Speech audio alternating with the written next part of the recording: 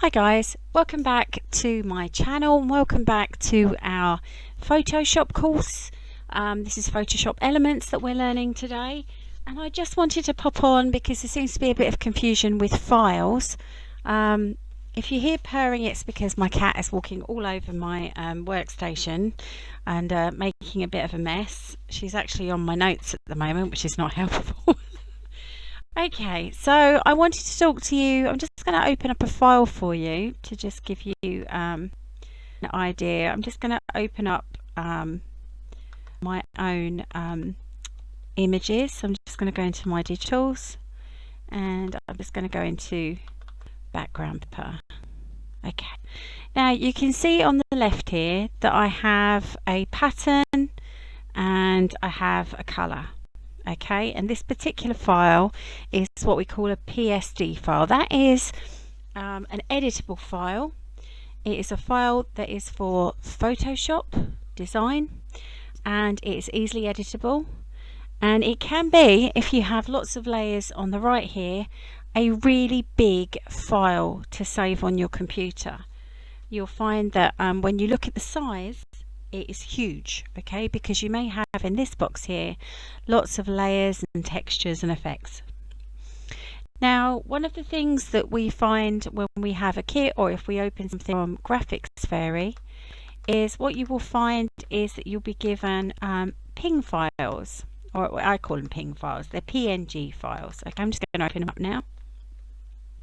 You can see up here it says .png, and what these files are, they're easier to layer because they have a transparent background and they are a flattened image. You cannot change anything in the image itself. We can alter it with you know, a blending mode and things like that, but we can't actually alter the birds. We couldn't alter how many eggs are in the nest or anything like that.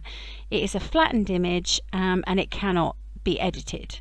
Okay, the good thing is it has a transparent background. We can use it on our tags and on sorry, that's my cat.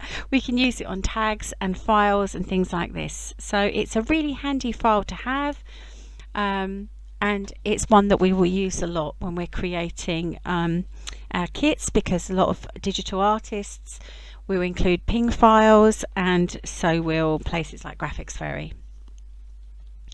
So then we come to a JPEG. Okay, this is normally how we find our photographs. Our photographs on our system are saved as a JPEG, and this file is like a PNG file, but it does not preserve a transparent background, and the image is flattened, and we cannot edit that image. So it's similar to this, except it'll have a white background and we can't edit it. Sorry, I'm just going to move my cat. She's about to send everything flying, including my cup of tea. Oh my goodness. Oh dear. And then we move on to our PDF. Now this is a very common file type. You probably have Adobe Reader or some other PDF reader, and lots of your household bills will come in PDF format. And most people can open them, so it's a good file to save things in because most people can open a PDF file. And if you can't open a PDF file, there are free readers out there, so it's really useful to get one and put onto your computer. You must have a reader to open PDF files, and they too are flattened, so they're uneditable.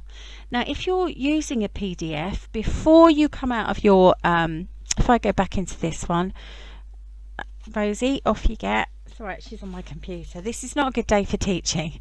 So if I come back into my my background here, I'm going to just go up to layer and I'm going to flatten the image. Now over here I've just got my background now. It went from having two files to just one.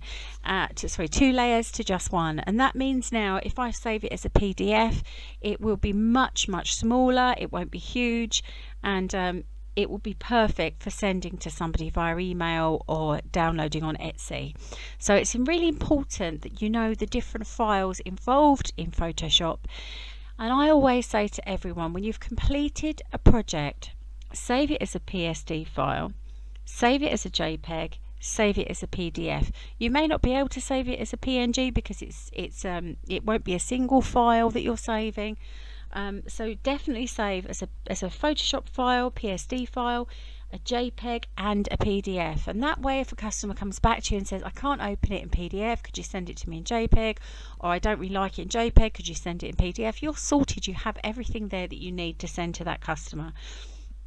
So it's definitely worth doing that, and if you were to lose a file, you've always got another one that's there. But saving as a PSD file so you can come back and edit it is so useful, because say you want to use the same image but you maybe want to add a bird to it, and then change the background color, you can do that and you've created a whole new background paper without having to start from scratch.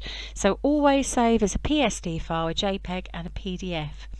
Now I hope that helps you understand the file names a little bit more. Okay, we won't get into too much tech, but at least now you understand what they are and how they work, and that way it'll just help you to become a bit more aware when you're doing your saving, what kind of file you're actually saving and why.